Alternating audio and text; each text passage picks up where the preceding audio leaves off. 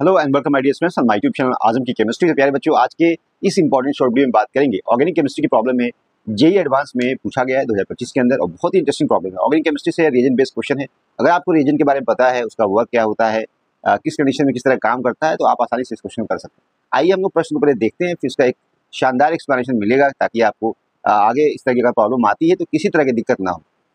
Below correct statement बताना। देखिए यहाँ पे अगर देखा जाए तो यहाँ पे एस्टर की रिएक्शन करानी है लिथियम एल्युमिनियम हाइड्राइड से, तो यहाँ पे अल्कोहल का फॉर्मेशन होगा और ये बनेगा प्रोडक्ट भी। यहाँ इसकी मैकेनिज्म देखे बेटा, तो जब भी एस्टर की रिएक्शन कराते हैं ना, एस्टर की रिएक्शन जब भी कराएंगे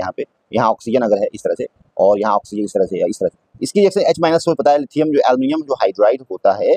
सोर्स ऑफ H माइनस होता है, तो यहाँ पे रिएक्शन होती है और ये ऊपर जाएगा नीचे जाएगा खुल जाएगा, मतलब फाइनली जो प्रोडक्ट बनेगा आपको इस तरह से पहले एल्डिहाइड बनेगा,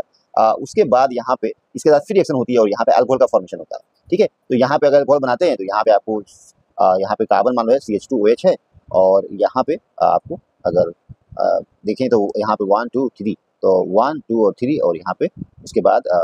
4 और यहाँ पे 5, तो 4 और 5 यहाँ पे OH है। अब इसके बाद क्या करना है बेटा, यहाँ पे आपको पता है कि अगर इसके बारे में पूछा जाए क्या ऑप्टिकली एक्टिव है क्या, यहाँ पे अगर अबव द प्लेन है इस तरह से, तो यहाँ पे जो है कार्बन है 1 2 कार्बन है और यहाँ भी कितना कार्बन है 1 और 2 कार्बन है, तो ये सेम हो जाएगा, तो ये कायल सेंटर नहीं ऑप्टिकली एक्टिव नहीं होगा, तो ये पी के बन गया। अब यहाँ पे अगर रिएक्शन कराएं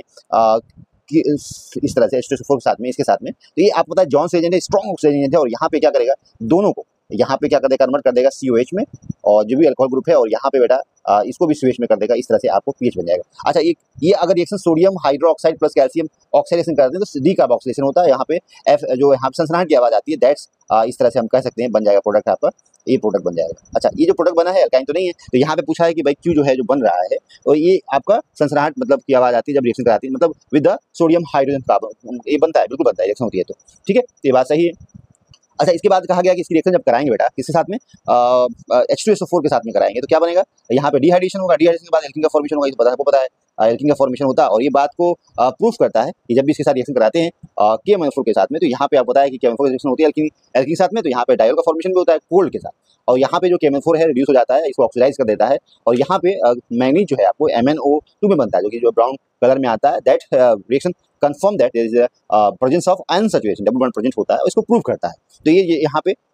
तो ये सारी ये बात है कि एस गिव बेयर टेस्ट, ये क्या है एस जो कि टेस्ट देता है, बेयर टेस्ट देता है, तो ये ऑप्शन गलत है, ऑप्टिकली एक्टिव नहीं होता है और गिव टेस्ट देगा क्योंकि एल्कीन का फॉर्मेशन होता है। यहाँ पे सोडियम हाइड्रोजन कार्बन के साथ जो है सनसनाहट की आवाज आती है, दैट इज डी कार्बोक्सिलेशन, और यहाँ पे एल्काइन तो है नहीं, आप जो बंदा एल्काइन नहीं होता है तो एल्केन सिंपल है। तो ये सारी चीजें मतलब आप देखें तो सबसे पहले यहाँ पे रिएक्शन कराएंगे तो आपको फॉर्मेशन होगा, अल्कोहल का फॉर्मेशन होगा, फिर ऑक्सीडेशन होगा, ऑक्सीजन बनने करने के बाद डाई एसिड बनेगा, उसका डी कार्बोक्सिलेशन होगा, तो वहाँ पे सनसनाहट की आवाज आएगी, यहाँ पे एल्कीन का फॉर्मेशन होगी, डिहाइड्रेशन होगा यहाँ पे, ये सारी बातें